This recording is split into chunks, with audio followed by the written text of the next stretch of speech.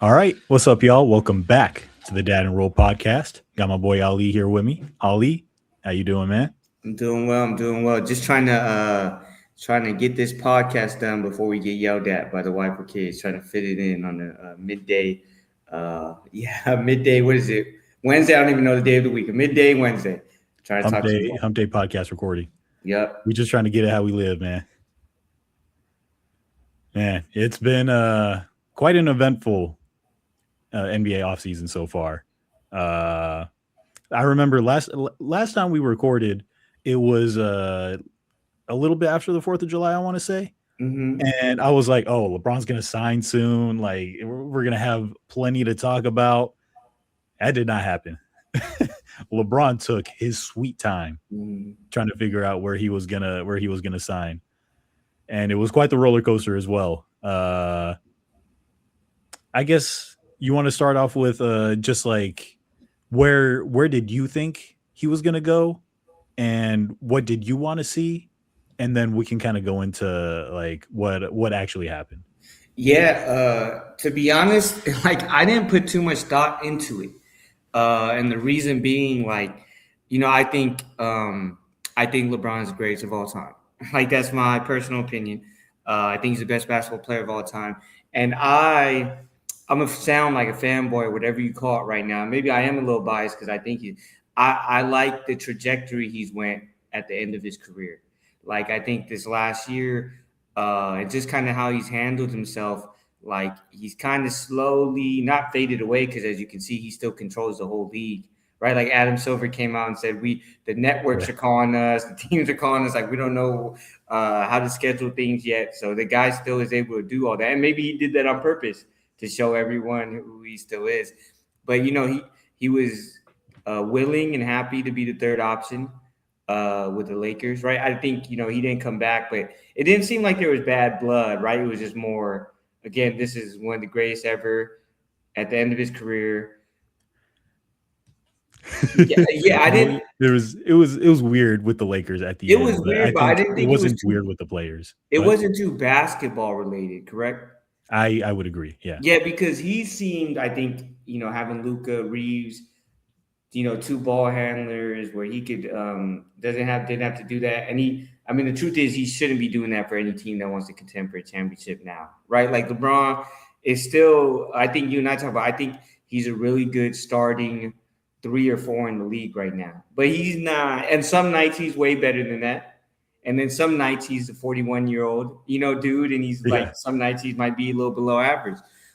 So my point is like he willingly took that third role, how he handled the media, all that stuff. And so I was kind of like, man, it's not turning into a shit show that sometimes it happens with guys like this, or Yeah. either you're swinging and missing for a championship, and there's this desperation, or there's this a lot of blame going on, and all this stuff. So him leaving the Lakers, I was like, oh, okay, cool. And then Philly came up first. I was like, oh, that makes sense. Then I heard Cleveland, Miami. Like again, I'm not really following this because I don't like doing the whole media stuff. Then I kind of hear Cleveland, Miami. I go, well, those two make sense, especially with Giannis. Then you hear Golden State. I go, well, that makes sense because it's always been talked about in the rivalry they had, and then him and Draymond, and then I think he's publicly always said he wants to play with Curry. Right, I think that's the guy he's publicly said if I could play with him, he would be Curry. But I don't think the Golden State one ever had a shot to. I mean, it's easy to say that now, but I think most people felt that way too. I don't think maybe some Bay Area people wanted it to happen, but well, let me ask you this, Michael, and it's a tangent. Would the Bay Area be happy about that? Because I'm not a Warriors fan, so I sit here and go with all that whole back and forth, LeBron and Warriors. It was a great rivalry. I know it's been years now, and LeBron and Draymond and all that. It's not the same, but yeah, I thought Warriors fans overall wouldn't want that to happen. That's actually a great question because I mean, just what was it? I mean, actually, this was 10 years ago in the finals when LeBron swatted Curry's shot Yeah. out of bounds, and then he like looked back at him and talk nasty to him. Hmm. And I feel like, and then also at the same time, the Warriors definitely got their get back and smoked the Cavs after that 2 straight years in the finals. But Well, let man, me say something, and I think I maybe Zach Lowe. You ever read Ethan Strauss? I haven't, but I should. You know who he is, though. I definitely know. Yeah, yeah, Yeah, I think House of Strauss is a little thing now, yeah, right? But he was really yeah. like, and he was a Warriors guy, started just Warriors. He actually came out that preseason when the Warriors won a championship, which no one in the preseason thought they were going to. He actually picked them. So, that, yeah. But I like his insight. But one of them, it was either him or Lowe, talking about how good that was, what, 2016 when KD's kid first year with the Warriors? Uh, After the 2016 finals. Yeah, Yeah, but how good, especially offensively, that Cavs team was, yeah, and yeah. how great of a team that was. It was just, and I bring that up because you said the Warriors got their get back, but Omar, like I remember what they got swept, I believe, right? But I was like, but every game one, if J.R. Smith could read, they might win that game, you know. And every game it was kind of back and forth. The Warriors, or even going into the fourth. And I remember going like, man, this is amazing. What do we expect them to beat this team? Like, cause but I just want to, because that and we talk about the LeBron and the Warriors. That game one, it sucks how it went down, and people would look at him and criticize him. I mean, George Hill just had to make a fucking free throw, bro. And he was what, 51 points, 8 rebounds, 8 assists, I think it was, on like 60% shooting in game one of the finals against arguably the greatest team of all time. I guess this is just a LeBron James podcast, Hey, man. in that episode. But you know, that's my point. Like you say, the Warriors got the get back, and it's true. But man, those Cavs teams were good. Those Cavs teams were good. They really were, and they're just gonna be forgotten for the most part. Like Yeah, the and real basketball fans will know, but I feel like in general, like it's just gonna be forgotten how good, especially offensively, like you said, those Cavs teams were. Man, Kyrie was cooking. LeBron was basically at his best, and then all the role players were just as good as possible. Like, yo, there was just pretty much in general, if that Cavs team had played pretty much anyone else in NBA history in the finals, they were going to have a really good shot, you know? So, yeah, so man, we'll kind of go into what we thought was going to happen, or what we thought was the best move for LeBron James, but wow. Me personally, I'll just kind of go into what I how I saw the whole saga going down. At first, I saw Draymond Green decline his player option kind of early in free agency, and I thought, oh, that's it, it's done. LeBron is probably going to go to the Warriors, because I don't know Draymond all that well, but if I had to guess, he wasn't just going to be leaving money on the table. And then it just kept on going on. No word on where he was going to sign. That's when, like you said, we started hearing stuff about maybe Philly, maybe there was a little more steam for the Cavs. Uh, the Heat got Giannis, and they definitely needed a good ball handler. That would have worked pretty well. And then it just kept going on. To me personally, I thought he was probably gonna still end up going to either the Warriors or the Cavs. I didn't really see him going to the Heat. It was just me personally. And also just me guessing, just because he had already left the Heat. It was just kind of like, let's just leave that where it is. Like, Cavs are home, so that's a little different. I did not think he was going to go to Philly. It just didn't really seem like a LeBron move to me. And then one morning, what was it, last Friday? And luckily, this was the LA Times that gave me this alert, because if it was anyone else, I would have thought this was fake news. And we hmm. finally got the news that LeBron was going to Philly, and I really just had to sit back like, wow. So why were you so surprised? Because even with Jalen Brown, you were very. Was it because of the money he had to take? Not necessarily because of the money. To me, it just didn't really seem like like a LeBron move. Yeah, and that's why I say I like the way he's handled the end of his career. I mean, the dude Yeah. just took a vet minimum, right? And Hmm. LeBron, like, this is like the smartest dude. Him and Rich Paul, and I don't know how much credit you give Rich Paul, or is it more LeBron or whatever? But like, signs for a year at the max, then the next year, right, makes more money, signs for a year, and all that stuff. And obviously he was overpaid this last year. I don't think you can say he was overpaid before that, but these type of guys get overpaid. I mean, I know it hurts Lakers fans to hear, or people that don't like Bron, but Kobe was overpaid a lot at the end of his career. You know what I mean? It's just how it is. Those guys have earned it, type of thing. So for him to take that 2 year, 10 million, like, I like how he's handled it, man. I think it shows his self awareness. But at the same time, he's going to a championship team where he's going to start, and he's still going to be a focal point, and he's still going to be all that. Uh, but yeah, so I get what you're saying. I did think it was going to be Cleveland because it's home. And like you said, the Miami thing, I don't know if him and Pat Riley can ever work again together. Like, I just think, like, Pat Riley is not going to back down to anybody, and Braun is going to have things his way. You know what I mean? Even with him taking the vet minimum, he's going to have things his way. Again, he just controlled the league.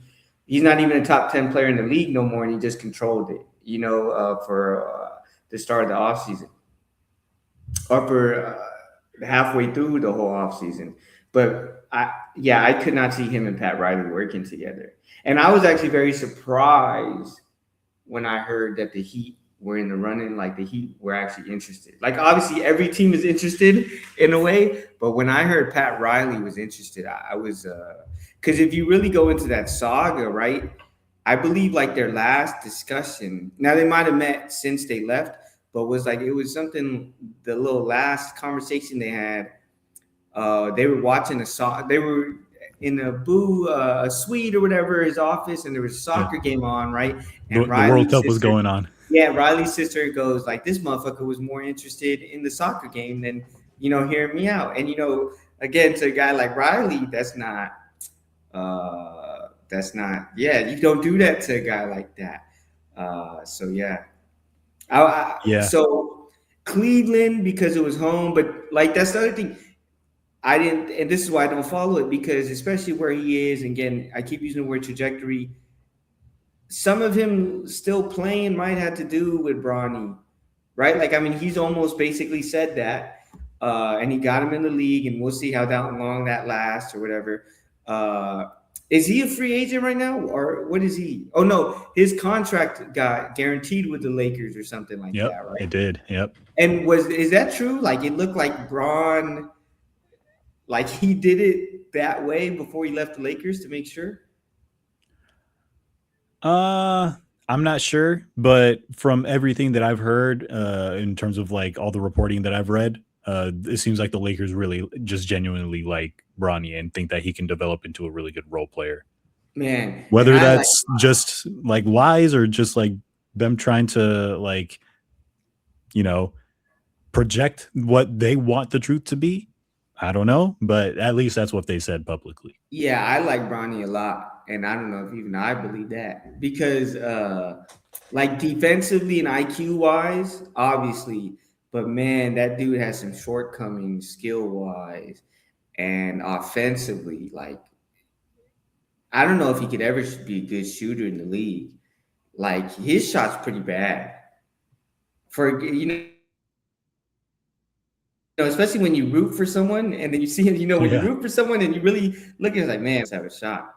Uh, but yeah, so again, I bring up Bronny because this dude is making moves that obviously his wife is gonna want, his daughter, his young daughter, his next his middle child, who's what, uh, I think he's still at Arizona, or did he transfer?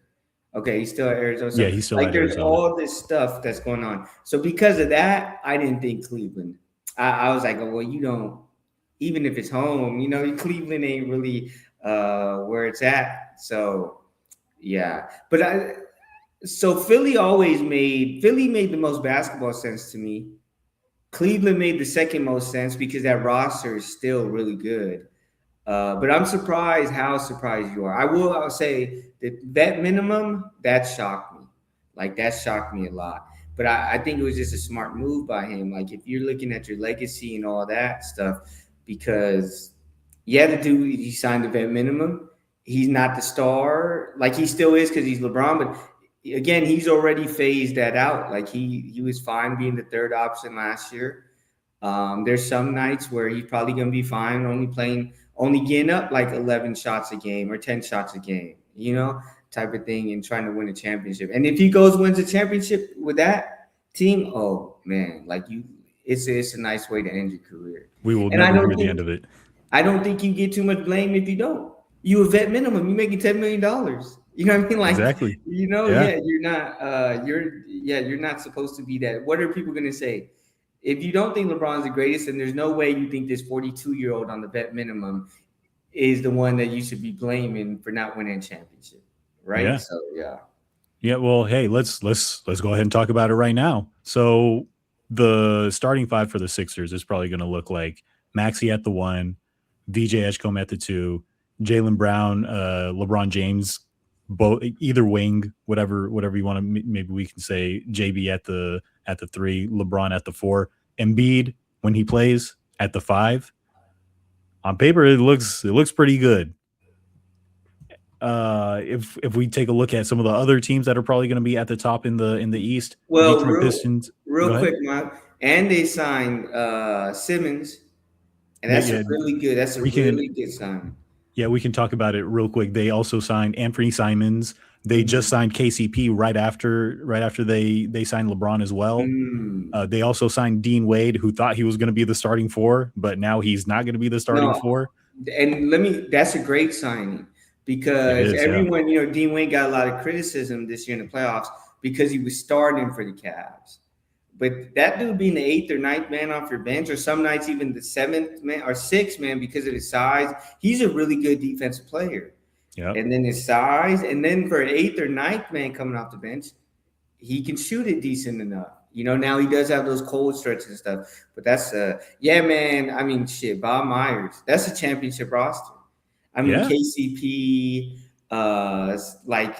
Simons, Dean Wade. Just even if you look at the bench, like that is a championship roster. yeah, yeah. I would totally agree. Let's not forget Ariel Hukporty as well, NBA champion, Ariel Hukporty. Just so that we don't forget man. As a Laker fan, also, there will always be a place in my heart for KCP because of all Yeah, he did for our team, especially getting to the championship, and then we just shipped him away, and we yeah, really shouldn't have. And that to this day, that really hurts. But anywho, we'll put the trauma behind me. The other top teams in the East. Pistons were number one in the East last year, 60 wins. I don't see them getting up to 60 again. I think 60 was probably about as good as they could have done. yeah, Celtics, I'm always going to pencil them in for 50 wins until I see otherwise. But I don't know that they're going to be as good as previous years.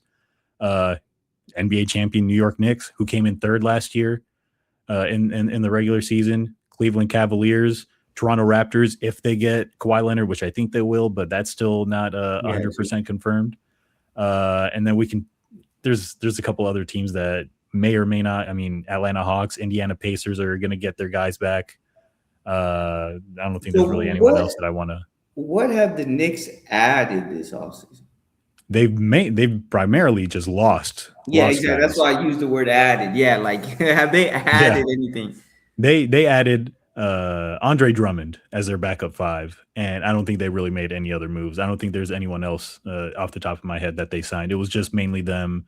They re-signed a lot of their role players to like very team friendly, like non-guaranteed deals.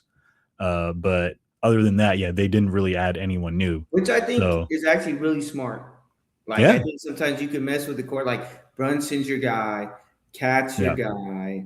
The Mitchell Robinson thing. Uh, yeah, but that's what happens, right? Guys get paid, and you feel like you yeah, don't want you're not going to yeah. pay him as much, and it's going to actually hurt your team. The I don't know how to say his name. Mohammed Diwandi, is that what Uh, is? Mo, you could just say Mo Diawara. Well, I'm Muslim, so I'll say Muhammad. But Yeah, yeah. he, like, in the middle of the season when he was getting a lot of minutes, he showed a lot. Like, Yep. and he's a very confident dude. Like, he's running Yeah. down their shoe in, take it to the rim, and he didn't barely play in the playoffs. And Yeah. then he got a nice, decent re-sign. And people were saying, I think these are just conspiracy. People try to just always connect dots, even when they're not there. But like the Knicks didn't play him that much because they didn't want to lose him there, in the free agency. I'm pretty sure a championship was more important Yeah. for them, so they would have played him. But I think keeping that core together, I think is very smart. Like, really, especially the type of chemistry that team showed, right, to go through Hmm. everything they did last year and to go win it, not messing with that. I think it's smart. I don't know Yeah, if it's going to be good for enough, sure. but yeah. Yeah. Also very under the well, kind of under the radar. Carl Anthony Towns is extension eligible, and then he'd be getting one of those like huge deals. I think it's going to be like 35% of the cap, which the Knicks are already having to lose guys because they want to stay under the second apron. So that's something to keep your eye on. Go How ahead. old is Towns? Uh, if off the top of my head, I want to say he's 30 years old. There we go. Because I just sit there and go, "Do you do it?" And he's because Eric, you always do that type of deal, but do you sit there and go, "No, man, he's getting up there in age." But just think about something how well he of a defender he is now. I Hmm. think you do it because yeah, he's a two way. I mean, he's a legit two-way star in the league now with how well he played on defensive end. Yeah. So yeah, with all that being said, where do you see this Sixers team stacking up against the East in the playoffs? Like where do you expect them to finish Yeah, I in mean terms of the I don't know standings? if they finished one, especially with LeBron on the team now and Embiid. Embiid's gonna rest. LeBron is gonna, like, we know, doesn't care about the one seed as much, type of thing. Yeah. Um, so I don't know where they finished in the regular season, but if they don't win a championship, it wasn't a good year unless they get injuries. But I don't know if you can just sit like Embiid's gonna get injured, right? Like that's something you just have to sit there and you just hope it doesn't happen in the playoffs. But yeah, like you said, on paper, they got to win a championship. If not, this is every move they made is to go win it. Now they've done it nicely. I mean, Myers is just the man. Bob Myers is the man because you got your young core, you got your older stars or whatever your older important pieces in Embiid and LeBron, good bench. So, but with that young core, yeah, it's not like okay, it's over or you ruin the team for the future, but still you got to win this year. If not, yeah, every year for the next 2-3 years, right, should be championship bust. Or they're just those guys aren't as good as we think they are, right? Or they just somehow Yeah. don't gel Yeah. together. I really like Maxi. Uh, I really think Jalen Brown winning a championship with like coming from a championship organization, LeBron, whatever you want to say, championships is what, yeah, at least get into the game is what he does. Like, I really think that's going to be huge for him. And because of that, they got to win. Like, they got to go wherever they go in the East. I don't know. I think the regular season in the NBA is so different, right? Yeah. I Yeah. think now if they fall like behind the third seed, that's on that. Like, you don't want to do that, right? You don't want to put yourself in that position. But so I think they should be a top three team. I think if they fall below three, I guess four, you still get home court to start out, but so they got to at least be top four. I think that's a good regular season for them. They did their job, and then you got to go win a championship. Yeah, Yeah, I completely agree with you. They should, in terms of like their own goals, they should definitely at least be top three. Even if Embiid and LeBron miss a lot of games, I think I mean, Dean Wade's just going to step into the starting lineup, and then Huck Porty isn't as good as Embiid, but he's still definitely serviceable. And with the talent that they have, I think for sure they should at least be going for a top three seed. The East is looking really flat this year to me. Detroit, like I said, I don't know that they really got all that much better, and they what's the? I know them and Jalen Duran right now is not the. best relationship. He was Yeah, terrible. yeah. He was maybe He was he was really bad in the terrible that playoffs. last series. He Yeah, was terrible that last series. yeah, yeah, and especially now since the scouting report is out, just force Cade to take every single shot and don't let Duran roll to the hoop and catch Mhm. oops. Like that's really all you have to do, and that takes a big part of their offense away. Go ahead. You can't have two guys in Thompson and Durant that both just have nights where Operate they in the can't same score. spot on the floor. Yeah, Yeah, and they just can't score outside of it. yeah, And those guys are great. I mean, Thompson, like him and his brother, the way they defend and the way they do stuff, like you don't move that dude. Like him and Cade, right? I don't think you move that dude or there's any, but like and Duran as well. But you got to be able to score. They can't. They didn't. They couldn't move on because they couldn't score, right? I think they had like a 9.4 quarter or something like that. Or it might have been the Magic in reverse, but they also had their 10 or 15.4 yeah, quarters in yeah, those series. Like it was bad at times, and yeah, sometimes there's no answers as a coach when you got guys that and Thompson and Durant have to be on the floor in those late moments. And like you said, okay, we don't let Durant roll. You can sag off Thompson, and then in those big moments, you're not going to get all those putback rebounds or those hustle plays because guys are boxing out, right? Refs aren't going to call as much stuff like shit like that. It just changes in those moments, right? Guys are locked in defensively. Uh, so yeah, it sucks because that was such a great story. They played some really good basketball. Detroit, it was Detroit. Bickerstaff fit the team perfectly. The city, and Cade is a baller. Cade is a yeah. baller. But like you said, it looks tough for him this next year. Yeah, yeah, and especially because I think Loki Cade ended up leading the playoffs in turnovers. He only played two Mm. series as well. I'd have to double check that. Maybe someone who got to the finals ended up passing him. Maybe Steph Castle ended up passing him. But I mean, those regular reads that he consistently had during the regular season just weren't there, and that's a big part of the reason why he was just turning the ball over so much. So yeah, I I just mean, want go ahead. Yeah, thank you for reminding me that because in my head, like I was I don't watch a lot of Detroit Pistons basketball. I don't think you might need to like go to some therapy if you watch Detroit Pistons basketball all the time. Like if you're not getting paid for it, you don't live in Detroit. Uh, but when I watched Cade play this year, and even playoffs some, and like I thought he hit some big. Like they had a lot of moments, and even the games they won, where it was always just up and down for him, right? And he would hit like that kind of reset shot, or like the other team's yeah, on a run and nothing else going, and to see yeah, him do that at so young and not get rattled. In my mind, in 5 years, I can see Cade Cunningham being the best player in the league. Like I almost think he's better than Ant right now, and I really like. We always talk about Anthony Edwards is like the basketball, like that's your favorite hoopers, favorite yeah. hooper type of thing. But I think Cade is better than him. I don't think there's not too many guys in the league that are better than Cade Cunningham. But you just reminded me a good point. He's still young and he's still making some of those plays. That you have to live and learn by, right? That's how you get better by it. Yeah, yeah, for sure. So yeah, Detroit versus Philly. I'll probably give Philly the edge there. Even Boston, it's just gonna be fun. It's gonna be like one of those rivalry games in college football where Yeah. you're just like, I don't know what's gonna happen. Uh, Cavs, I'd probably take the Sixers over the Cavs as well. Knicks, that's where it starts to get a little.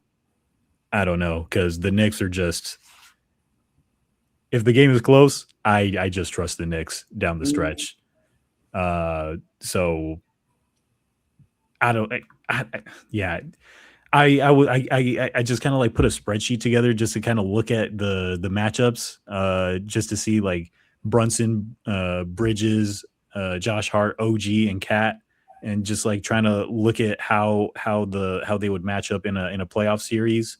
Last year during the playoffs, VJ Edgecombe was guarding Jalen Brunson a lot, and I mean, you saw what Jalen Brunson did, and the Sixers didn't really have all that much success.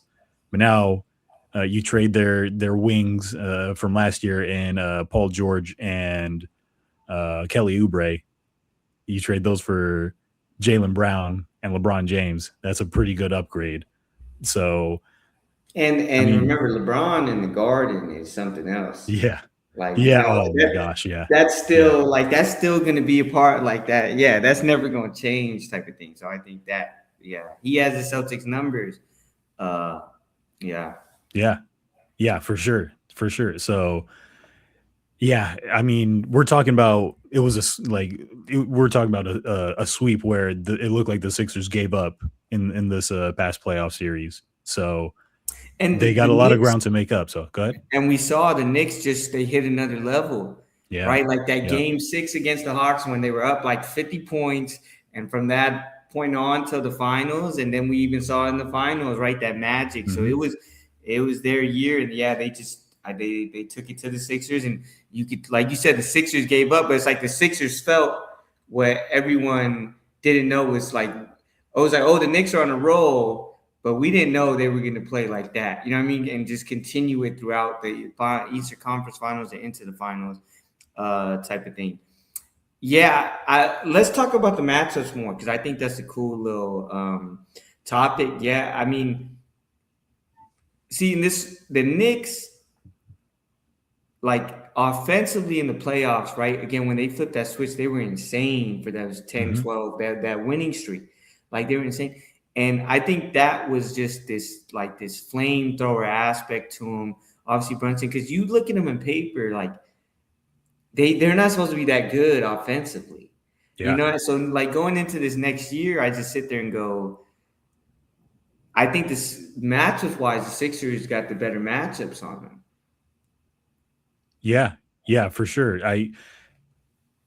You see, the thing here is I feel like when you're playing the Knicks in the playoffs, the initial matchup isn't as important as how good you are in help and your rotations. Like we saw, like we talked about it previously. The Spurs are some of the best defenders in rotation. They Mm-hmm. rotate hard and they're early, and even against the And the Knicks, it's still and Wemby Wemby fixes just everything. Yeah, exactly, yeah. Wemby is just there to like be a magic eraser if someone yeah. somehow They gets need beat. another rule for him. Like he can't even be in the Yeah, on the block. Like that should be 3 seconds in the key for him yeah, too. Like he, yeah, yeah, exactly. So with that being said, are they going to be as good as the Spurs in rotation? Probably not. These guys are everyone's a pretty decent defender. Embiid has gotten hurt a lot, so he can't really defend in space as well. yeah. So I don't know. Go ahead. I was just gonna say, I mean, what do the Sixers look like defensively? Like you said, they're decent, and we're saying they're talking about it being a championship contender team. I think everyone sees that, but I was just sitting there going, well, who's there? Is Jalen Brown the perimeter defender? Jalen Brown, Probably. is LeBron the guy? Because he can do it in spurts still. He can do it because he conserves his energy. And so he can do it, but like just IQ wise and his athleticism and all that stuff. And he's always, the truth is, I mean, obviously early on in his career, he should have won multiple defensive player of the years. And then we know he doesn't, he gives up on possessions and just does, Yeah. yeah. But whenever he's been locked in, man, he can defend. Like I don't think anyone can argue with you, would even argue that. And just like we said, taking the vet minimum, how he's been okay with kind of becoming a role player, and I think going the right way to end his career is, does LeBron take those matchups on? Uh, Yeah, which I that's think would be really cool. Like you go for in the sure. playoff games, and the biggest thing about LeBron James is he's guarding Jalen Brunson, 75% of the time, or he's guarding Jason Tatum 75% of the time and being his defense stopper, or he's getting shitted on. See, like I don't think Yeah. I love LeBron to death. I don't know if he'll be okay with that. Yeah. Like I don't know Yeah. I don't know if LeBron would be. I think after a couple, he might go to the coach and try to make an adjustment. or Yeah. gets off that guy. Because how is Edgecombe as a defender? He's pretty good. So he's energetic, but he's still Yeah. young. He's still there's still like he still gets caught on like pump fakes and whatnot, Mm, like step throughs, etc. So he's I mean he's a really good raw talent. He just needs like another season or two at least to really put together just like the fundamentals to make sure that he's just locking down and not giving up a cheap one at the end. hmm Yeah, because So go Br- ahead. Brown has never been as great of a defender. I use the term great because he's decent, but that he could be, right? Like Jalen Brown's never been thought of as a top 10 defensive guy in the league, right? And he Yeah, probably could be, but I think it's not for a lack of effort. Well, I do think we've talked about. I do think he yeah, actually is a little at times, but I think it's more so like just even when you're saying with Edgecombe, like going for pump fakes or just not being as locked in type of thing, right? Like yeah, maybe reaching too much, shit like that. I think Jalen Brown has always been because that's the one thing I like. If you told me it's like LeBron's your best defensive guy, it's like to end the game, you put LeBron on somebody. And then I sit there and go, okay, well, that's Philly's weakness right there. Like, yeah. do they have nowadays in the league where it's about scoring all that, and you got to have you want to have that wing defender, right? That term, that guy that can stop it. Like, who is that guy for him? But also, when you're on a team like this, like young dudes like Edgecombe or stuff like that, you sit there and go, hey, this is where what I mean? This is where I play this role. And then also, you could just bring KCP off the bench. We didn't even talk about that. Dean Wade off the bench. But I think that's where you sit there and go, who is their wing defender? Who gets them a stop when Yeah. they really need it? Yeah, I think there's really especially in the starting lineup, it's just gonna have to be VJ or Jalen Brown. LeBron at this point, he's better guarding up than he is guarding down. There's just no way he's going to be able to stay in front of a quick guard for multiple possessions. You Mm-hmm. could in this matchup, this hypothetical matchup against the Knicks we're talking about. I could see him sliding over to the five if Embiid isn't playing, and Dean Wade coming in as well, and then LeBron is out there guarding Cat in the perimeter, even in the post. There was If possessions where go ahead. if Embiid's injured, or you're saying just throughout the game? Throughout the game, or even if you probably won't be able to do that for an entire game, just like from start to finish. Maybe if it's a game seven, but I think in stretches during the game, I could definitely see the Sixers going small, putting LeBron at the five, Yeah. and just having him guard Well, whoever. does Embiid get benched at the end of games? Hey Like, man, where is Embiid as a player right now? Because again, I'm gonna be honest with you. I don't know. Like, yeah, where yeah. is Embiid the worst player in their starting five?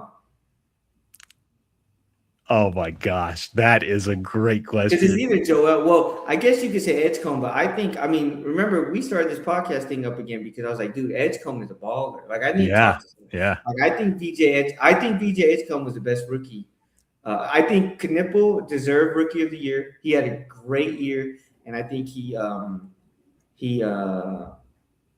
he changed. I think he changed that team. I think we did the podcast we talked about Hornets. I think Knipple really changed that team into a winning team.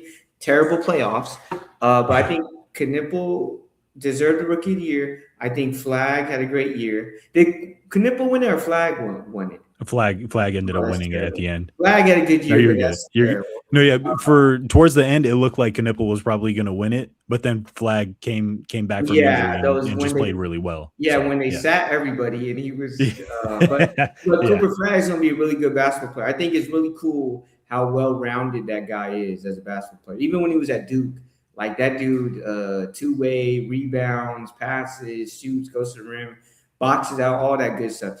But he was good. Knipple was great. Man, I don't think any of them do what Edgecombe did in the playoffs. Edgecombe was going one-on-one late third quarter when they're down 5 or 6 and hitting tough yeah, jumpers and hitting fadeaways. yeah, So I don't think Edgecombe is their worst. So I don't think Edgecombe gets benched. And I think that it's like that good problem to have, but it becomes a serious problem. Like, I don't think you could bench LeBron, even with age, unless he stinks it up. But LeBron just gives you too much, still too much on both sides of the court, especially with how good of a catch and shoot guy he is now, right? Yeah. And where spacing is so important now, especially those late possessions, being able to space or you need a guy just to knock down one. He can still guard all five positions. He still one of the best rebounders in the game, probably. So who, like you said, if they need to make a change, is Embiid the one that gets benched? Yeah. Yeah. And for sure, at least towards the end of the game, if you're like subbing offense defense at the end of the game, I could see Embiid coming out of the game just because he's and you saw it in the Knicks series. He's if the other team has a good quick guard, they're just going to bring Embiid into the action and just run right around him. So that's I mean that's probably going to be tough for Embiid too to have to go through. Yeah. So yeah, my how the grade have fallen. But yeah, if we're just gonna look right here, I mean, yeah, this would be such a great series. This would be such a fantastic series to watch. But yeah, as of right now, I probably have to give the slight edge to the Knicks if this hypothetical series were to happen. But I just can't count the Sixers out, especially I really want to see how they look when because I saw this report that one of the selling points for the Sixers was they told LeBron James that he's going to be the point guard of the team. So that's going to be pretty fascinating as well. Well, I think Seeing that's Maxi kind of terrible. you see. I think actually this kind of goes back to when I was younger. I feel like I would always say, you know what, if LeBron really wanted to, he could just end up being like a 40 year old point guard, just like Yeah, a backup point guard or just a point guard for a team and just run your offense. yeah, And I don't see LeBron really shooting all that much in this position as the point guard. Like it's just he's just going to be there to get Maxi the ball coming off of Embiid pin downs or get Jalen Brown the ball in good positions, like we saw in with the Celtics. Whenever Jalen Brown played with a point guard or primarily with Derek White, the team just looked a lot better. So yeah. I could see that helping Jalen Brown a lot as well. I could really see LeBron just not really like shooting the ball all that much, but just really being a facilitator and getting the ball to everyone in the right spots. Go ahead. Yeah, no, I agree with that, and I think LeBron is. Uh, I think LeBron. If it wasn't for Jokic, I would say the greatest passer of all time. But Jokic has done some things, dude. And then maybe Nash and Kidd. You still got to some of those dudes. But LeBron is the greatest decision maker of all time. And now he has some dumb turnovers as he got older and all that stuff. But like the dude is the smartest basketball player of all time. Like when you talk about like a quarterback reading coverages and all that stuff, and that's what it kind of turns into in basketball when they try to load up on you or you put a guy on the elbow or on the block, right? And he kind of manages the game from there. And that's where the possession goes. Like the dude, he makes the right decisions. And like he's the one dude that is never, even when he creates a turnover, it's not like he got phase. He didn't know what he was looking at. You know what I'm saying? Like he did. So I think LeBron is the greatest decision maker of all time. I think having the ball in his hand is obviously a good thing and making like passes and calling plays and all that. Why I say it's terrible him being a point guard. First of all, I think Maxi is a great point guard, and I think Maxi coming off pin downs, he show and he can shoot it and get creative and all that. But Maxi is the best going off pick and roll. Maxi is the best having the ball and pushing it up. Like I see LeBron being a point guard in transition moments and grabbing a rebound in very select times in games. But I hope they don't sit there and go because he's done such a good job. Like the development that dude has had to become a catch. Like he is a good catch and shoot guy in the league. And I think like LeBron, I think we're talking about it can go. I really think for the Sixers, outside of select moments, he should be like a spacer dude and just slash and cut. and I'm just saying overall. Obviously, the game has its flows and all that stuff, right? Basketball's up and down, and it's not stationary like that. But I really think that's the best role for him. I don't think you should take the ball out of Maxi's hands too much. I don't think you should take the ball out of Jalen Brown's hands too much because again, he's a better on the ball guy too. Edgecombe is so good going to the rim and just explosive, like he has the ball. So I would think that's the worst decision, bro. And I sit there and go, when you sign for 2 years, 10 million, he's okay with that. You get what I'm saying? Like he's okay with whatever my role is. So I hope that term was just saying, yeah, we're gonna let LeBron have the ball at times or late in games or whatever in certain matchups. LeBron's gonna be the point guard, which yeah, every team should do that with a guy like LeBron. But I hope it doesn't mean 82 game regular season. You know Yeah, what I mean? Our offense, yeah, LeBron is the main point guard when he's on the floor because I don't. I think it's better for him to be the point guard with your second unit.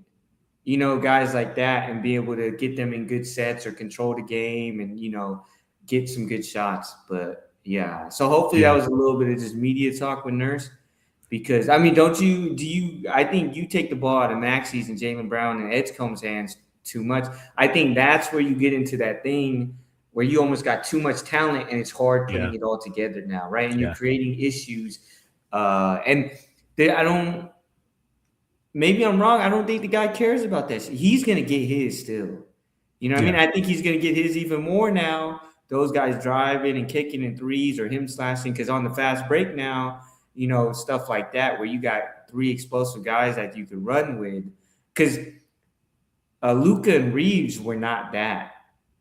Right? I mean, mm, your Lakers are right. Like those guys were more half court guys than anything. yeah, Where for these sure. are guys that LeBron could go run with and they could get him the ball on the fast break. But they're the one pushing it, right? They're the one making it happen. Yeah, no, yeah, for sure. I think I see what you're saying. The only thing is I feel like the Sixers really became last year a little too much your turn, my turn. And Mm-hmm. granted, this team can easily be your turn, my turn. But a lot of times I would just wonder why aren't they running Maxi Embiid pick and roll or Maxi whoever the five is at that point pick and roll and just get Maxi downhill every single time. But then at the same time, you do that, I don't know, 10 plays in a row. Next thing you know, everyone else is just Paul George is just standing in the corner. VJ Edgecombe is Mm-hmm. just standing on the wing. Everyone else isn't really touching the ball. And then when that happens, you kind of get frozen out. And the time you actually get the ball, and all of a sudden you're like, oh, snap, what do I do with this? So I think if LeBron James is at least like the decision maker in getting the ball to everyone, where they don't necessarily have to immediately just have like just be a catch and shoot, just get the ball to them in spots where they're comfortable where they can take advantage. I love that. I definitely agree. We don't want to take the ball out of Maxi's hands too much because Maxi is just too. I don't know who can stay in front of Maxi when he's getting downhill. So if we can keep getting Maxi downhill, I'm saying we. I don't. I'm not a Sixers fan, but if they can get Maxi still going downhill a lot, I mean, he's either going to draw a foul or get a bucket.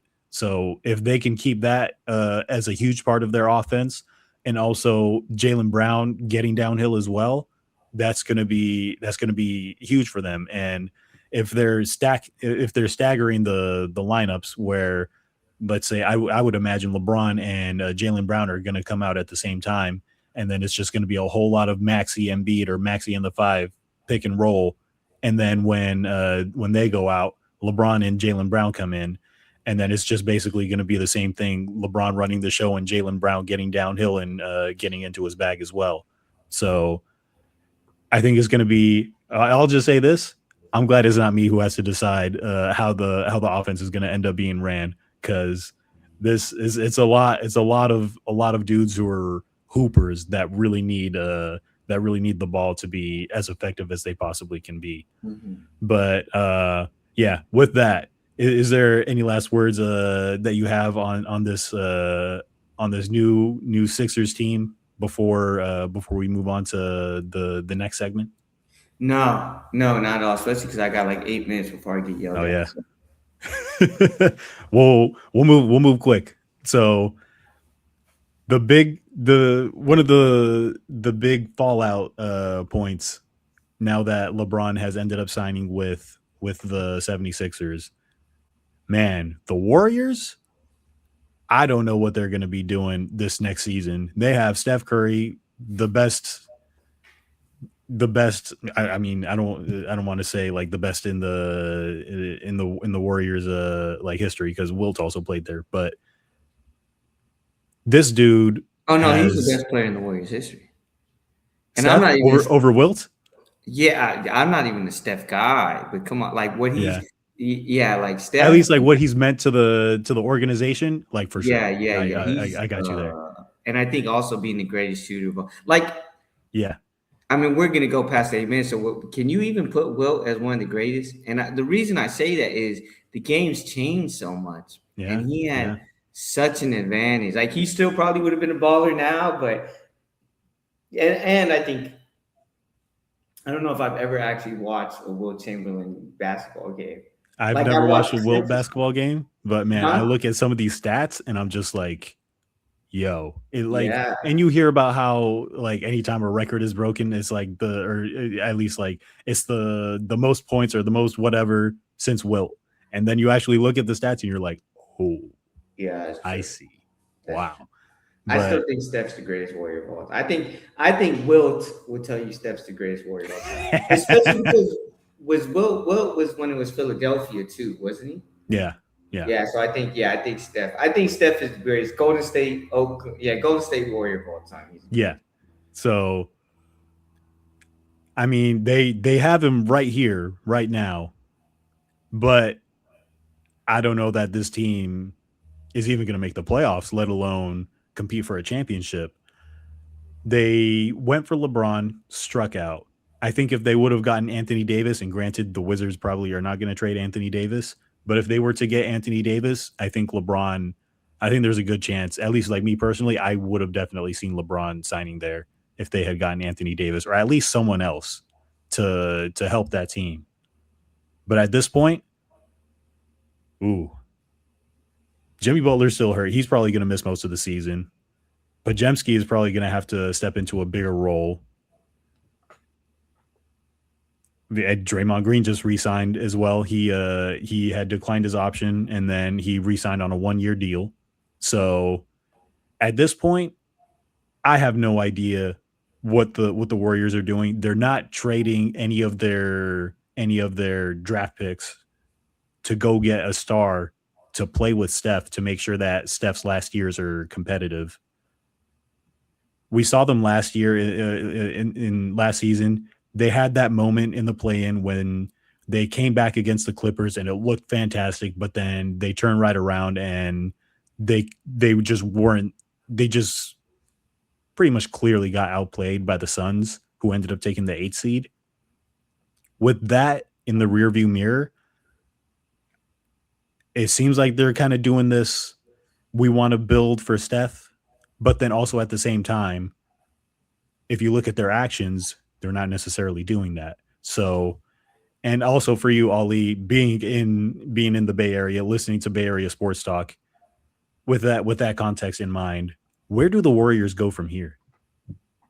Yeah, you know, I think they've actually made good moves. And if you know my history, I hate the Warriors. I hate them just to hate them. Uh, but I think they've actually made good moves. The problem is they're old as fuck. That's just what it is. Like you tell me, Steph Curry, I guess Pods, Jimmy Butler, Draymond, and Kate Porzingis. I know Butler's Porzingis, yeah. injured, but that's your starting five. Curry, Pods, Butler, Green, KP. That's a pretty good starting five. Like that's a talented starting five.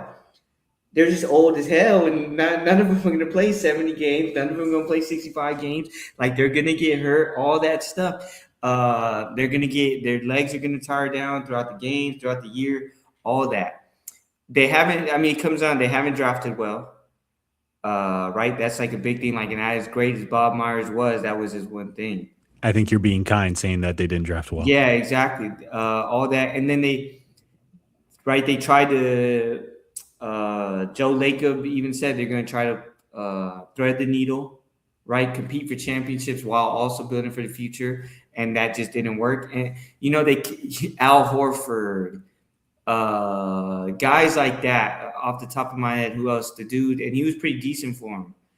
Melton. D'Anthony Melton. Yeah, Yep. Deontay Melton, like Guy Santos. You keep playing Guy Santos, and he's gotten a lot better. And you sign Guy, but like it's this again. These and then Curry and Draymond aren't as good as Curry and Draymond used to be. Yeah. Like Curry Okay. is not a top 10 player in the league no more. On some nights, he still is, but Curry is not a top 10 player in the league no more. Yeah. Jimmy Butler isn't a top 10 player in the league no more. Draymond isn't a top 50 player in the league no more, the truth. Uh, and then you're signing these roll guys, these very niche, these very Warriors type of guys. And Kerr's been able to make it happen. They won, but championships within, but that's not the roster you have no more. Yeah. So I think, you at some point it can't be system. There has to be this mesh with it. And I think Kerr is great. I think Kerr is actually underrated. I don't think people realize how good. I think Kerr X and O's wise is one of the best dudes in the league. And Yeah. I think that's saying something because he wasn't really a coach until he didn't have the Yeah. traditional coaching path. And a lot of times those guys without the traditional coaching path, Steve Nash, or even if you look at football, like Dion, all those guys, they can be good coaches, but X's and O's aren't really their thing. They obviously Yeah. know it to a fact, but it's not. And I think Kerr, everyone used to say it's Alvin Gentry. Then everyone used Mhm. to say it's this guy. Then everyone used to say it's Mike Brown. Then all that stuff. Yeah. Ron Adams on defense, but those principles have stayed, and Kerr has been the factor. Luke Yeah. Walton, all those guys. So, but it can't always be system. Like you got to go get a dude that is talented, type of thing. Like they re-signed Al Horford, I think. Yeah. Just shit like that. Like you're putting this competitive. Okay. This is my last thing, and I'm leaving. You're putting Mhm. this competitive. Like you're not tanking roster together. You have a puncher's chance because of Curry and Draymond and all that, but you're gonna get hurt. You're gonna do it. So, yeah, and then you swung and you miss on the LeBron thing. You're right. They've tried to thread the needle. It's been weird. Even the Kaminga thing. It's been too much of banging our head on the table, doing the same thing over and over again, acting like we're gonna change, and then playing it the safe route. In my opinion. But where I think they've tried to further Curry. I think they have. They got Butler. They went and Yeah. got Porzingis. I think they have tried to do it. And this is the last thing I'm gonna say. And then them not being able to move on from Draymond for whatever reason has just killed them. Has Mhm. killed them, right? Like there's a certain style you have to play with Draymond, and there's certain culture and stuff that stays in. For whatever reason, they don't want to move on from this dude. Maybe it's just and I like Draymond as a basketball player. I think I like him as a person because when he's outside the me, he's cool. But his little thing on the court, I don't think there's a lot of people that like him. He's an Yeah. asshole. He's wrong a lot of times. He lets his emotions get to him. His ego's way too high. He's wrong and he doesn't apologize for it. Yeah, and he knows he's wrong. He's a smart enough guy that knows he's wrong, and I don't know. So, and them not being able to move on from him has just killed him. You even see the little Axel thing. So I think that's the biggest. I think if they moved on from Draymond, the system changes some. I don't think Kerr can change the system as much with having a guy like Draymond out there, because that's the only way he can kind of be in your offense. He can be the point Yeah. guard. He can do the motion. He can get his layups or just set up, all these passings to these dudes and all that. But yeah, that's the last thing I got to say. But they can't. They want to run it back again this year. Just let the season happen, and then you got to really you got to fully change the trajectory of this team, because you can't keep on looking like Curry. Next year he's going to be worse. He's going to be more worn down. He's all that. So I don't think you can sit there and say Curry's a top 10 player in the league still. I think they're wrong if they think that. Okay. Last thing. If it were up to you, would you fire Steve Kerr or would you have not brought him back for another season? No, but I would understand if they did, because I think a big change is needed. And I think either Draymond leaving a huge trade, like you changing something, and maybe that change would have been Kerr. So I would have under. I don't think he should have got fired because I think he's done a great job coaching still, and he's probably done. Obviously, you win. It's about winning or losing. So he hasn't been a top 5 coach because he hasn't won enough. Like that's just the truth. But I think he's done. I think he's really brought those rosters to try to max them out. But I would have understood it because you need a change to happen, and if that's the change, that's the change. Yeah. Cool. Yeah, Yeah. we'll leave it there so that you don't get in too much trouble. But Sure. yeah, this has been a great episode of the Dad and Roll podcast. I had a lot of fun doing this. So Ollie, thanks for hopping on. Yes, Go sir. ahead and get out of here before yeah, I don't want to be the reason you get in trouble. But Yep, yep. thank you everybody I'm gonna for even leave listening. right now. I'm gonna leave early so everyone can Yeah, see it's I'm all gone. good, man. Oh, if it worked. So yeah, thank you for watching the Dad and Roll podcast. We'll be back very soon with another episode. So yeah, I had a lot of fun doing this. Thank you for listening, and we'll see you next time. Peace.